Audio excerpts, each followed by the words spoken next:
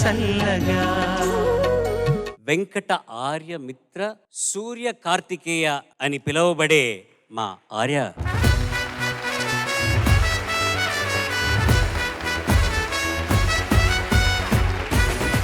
హీరోని గారు, వీడి టీచర్ నన్ను పిలుస్తున్నారా సార్? నాకు గ్రాడ్యువల్గా టీటీఎస్ అనే పేరు వచ్చేలా ఉంది. టీటీఎస్ అంటే టీచర్ని తోలుకొచ్చే సార్.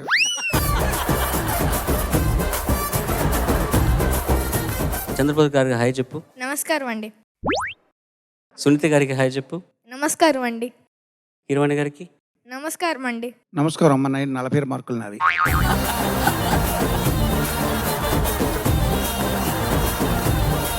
పాట రెడీగా ఉన్నావా? ఓకేనా? ఏ పాట పాడబోతున్నావు? ఇప్పుడు నేను పాడబోయే పాట కళ్ళలో ఉన్నదేదో కన్నులకే తెలుసు, చిత్రం అంతులేని కథ. Okay, fantastic, very good.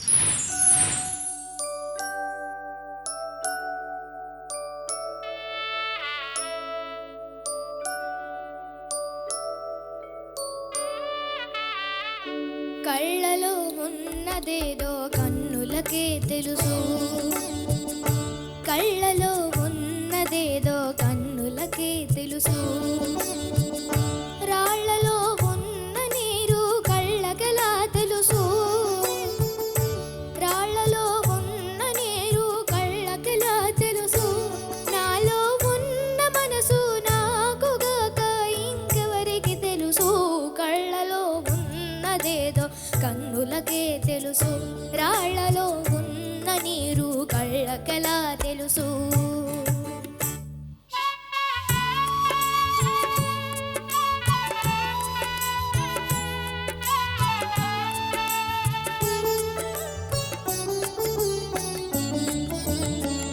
తానే మంటై వెలుగిచ్చు దీపం, చెప్పదు తనలో జలరేగు దాపం, నే వెళ్ళు దారి ఓ ముళ్ళ దారి, నే వెళ్ళు దారి ఓ ముళ్ళ దారి, రాలేరు ఎవరు నాతో చేరి, నాలో ఉన్న మనసు నాకుగాక ఇంకెవరికి తెలుసు, కళ్ళలో ఉన్నదేదో కన్నులకే తెలుసు, రాళ్లలో ఉన్న నీరు కళ్ళకెలా తెలుసు.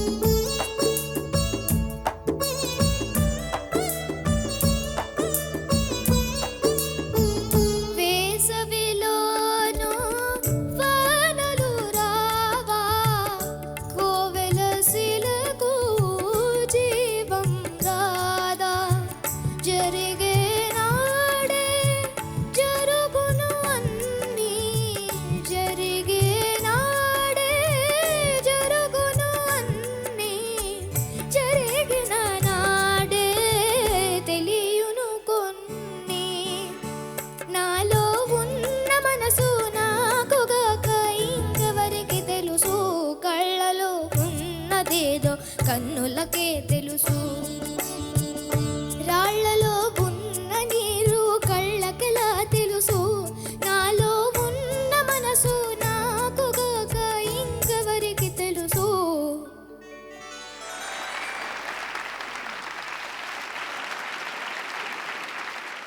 చంద్రబోస్ గారు, start with you sir. Karthikeya sir, బాగా పాడావు. Karthikeya thank you sir. Pallavi బాగా పాడావు. 2 చరణాలు పాడావు నువ్వు. రెండో చరణాలు. రెండో చరణం బాగా పాడావు. మ్. మొదటి చరణం కూడా బాగానే పాడడానికి ప్రయత్నించావు. ఏంటంటే ముఖ్యంగా బాణి పట్టుకోవాలి. అంటే ట్యూన్ ఉంటుంది చూసావా, ఆ ట్యూన్ ఇంకా పట్టుకుంటే బాగుండు. మొదటి చరణంలో. రెండో చరణం బాగా పాడావు. ఈ పాట రాసింది ఎవరు? ఆచార్య ఆత్రేయ గారు. నాకు చాలా చాలా ఇష్టమైన రచయిత. నా గురువు, దైవం, ప్రాణంతో సమానమైన. అందులో ఈయన రాశారనమాట ఏంటంటే, జరిగే నాడే జరుగును అన్నీ, జరిగిన నాడే తెలియను కొన్ని అని. చాలా చాలా చాలా తేలికైన మాటలతో, సులభమైన పదాలతో, చాలా చాలా సరళంగా ఉంటాయి మాటలు, కానీ చాలా లోతైన అర్థం ఉంటుంది.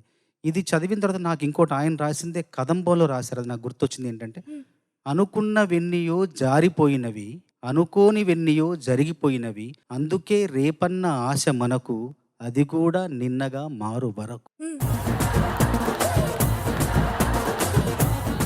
ఆర్యమిత్ర మ్యామ్, నమస్తే మ్యామ్. నమస్తే అమ్మా. గమకాలు ఎంత బాగా పలుకుతున్నాయో నీ గొంతులో. చాలా బాగా ప్రాక్టీస్ చేసినట్లున్నావు పాట. అవును మ్యామ్. జనరల్ గా కూడా వేరే పాటలో కూడా గమకాలు ఇలాగే దొర్లిపోతాయా? ఇలాగే బాగా పలుకుతావా? అవును madam. You are a very good listener అనిపిస్తుంది నాకు. ప్రతిదీ బాగా వింటావా చెప్పింది? మ్మ్, మ్మ్, మ్మ్. వింటాను మ్యామ్. నువ్వు బొజ్జలో ఉన్నప్పుడు మీ అమ్మ చాలా స్టోరీస్ చెప్పుండి ఉంటారు. లోపల నుంచే మొదలెట్టేసావు అని కదా. చాలా క్యూట్ గా పాడావు నాన్న. Thank you ma'am. చాలా మంచి పాట సెలెక్ట్ చేసుకుని చాలా బాగా పాడావు నాన్న నువ్వు. Thank you so much. Thank you ma'am. Vamshi, నిన్నే. సార్ పేరు ఆర్యమిత్ర సార్. నీ పేరు వంశీ. Okay sir. సరే, నీ పేరు వంశీ అని నేను పెట్టాను. అది ఎందుకు పెట్టాను అన్నది మీ ఫ్రెండ్స్తో కలిపి గింజుకుంటూ క్విజ్ సాల్వ్ చేయడం అనేది నీ బాధ్యత. చాలా చక్కగా పాడావమ్మా నువ్వు. Thank you sir. కొన్ని గమకాలు క్లిష్టమైన జానకి గారు పాడే గమకాలు ఇంకెవరికి తెలుసు, అది నేనే పాడలేను. అది ఇంకెవరికి తెలుసు, ఇంకొంచెం ఏజ్ పెరిగితే ఇంకొంచెం పెర్ఫెక్ట్గా వస్తుంది. ఇంకెవరికి తెలుసు. కరెక్ట్ అమ్మా, నువ్వు పాడావు, నేను పాడలేను అని చెప్తున్నాను. నాకు రాదు, నీకు వస్తుందని చెప్పు. అదన్నా ఎలా నేర్చుకుంటారు అసలు గమకాలు జనరలీ? అంటే నేను ఫస్ట్ పాట స్లో మోషన్ లో వింటాను మేడం. స్లో మోషన్ లోనా? స్లో మోషన్ లో స్పీడ్ తగ్గించి వింటాను. స్పీడ్ తగ్గి 0.85 పెట్టి వింటాను. తర్వాత యూట్యూబ్ లోనా? తర్వాత గురువు గారికి అడుగుతాను. తర్వాత అడుగుతావు? మా గురువు గారికి సంగతులు ఎలా పాడాలా అలా పాడాలా స్వరం చెప్తారా వారు? కొన్నిసార్లు నేనే ఫిగర్ అవుట్ చేసుకుంటాను స్వరాలా. అయితే ఇక్కడ కట్ చేయాలి, ఇక్కడ ఫస్ట్ చేయాలి, ఇలా మా గురువు గారు చెప్తారు. అంటే నార్మల్గా లెంత్ చేయాల్సినప్పుడు అదే కట్ చేసేస్తే అలా అయిపోకూడదని లెంత్ చేయాల్సినప్పుడు సస్టైన్ చెయ్యి, కట్ చేయనప్పుడు కట్ చేయి, అలా చెప్తారు మా గురువు గారు. అలా నాకు వచ్చేస్తాయి.